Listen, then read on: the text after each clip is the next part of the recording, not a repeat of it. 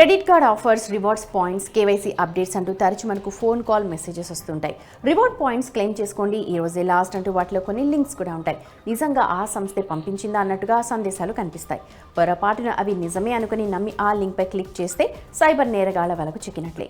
బ్యాంకులు, ఫైనాన్స్ సంస్థలు లేదా అనేక కంపెనీల హెడర్లతో సైబర్ నేరగాళ్లు ఈ తరహా మోసాలకు పాల్పడుతున్నారు. హెడర్ గురించి అవగాహన లేని వారు సులువుగా వారి బారిన పడుతున్నారు.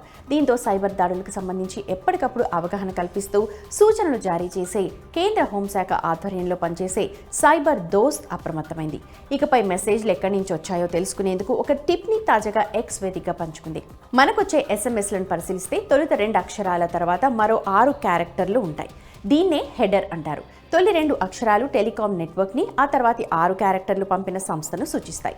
దీని ఆధారంగా మెసేజ్ ఓపెన్ చేయకుండానే ఆ సందేశం ఎక్కడి నుంచి వచ్చిందో తెలుసుకోవచ్చు. అయితే ఏదైనా మెసేజ్ వచ్చినప్పుడు ఆ సందేశం అసల్దా, నకిలీదా అని తెలుసుకునే వీలుంది. మీ మొబైల్కి వచ్చే హెడర్ను డీటెయిల్స్ ఆఫ్ XXXS అని టైప్ చేసి 1909కి మెసేజ్ పంపితే చాలు, వెంటనే ఆ కంపెనీకి సంబంధించిన అన్ని డీటెయిల్స్ కూడా SMS రూపంలో వచ్చేస్తాయి. ఇలా సులువుగా మెసేజ్ ఎక్కడి నుంచి వచ్చిందో తెలుసుకోవచ్చు అన్నమాట. ఇకపై క్లెయిమ్, రివార్డ్స్ అని వచ్చే లింక్లపై క్లిక్ చేసే ముందు ఒకసారి ఇలా చెక్ చేయడం బెస్ట్.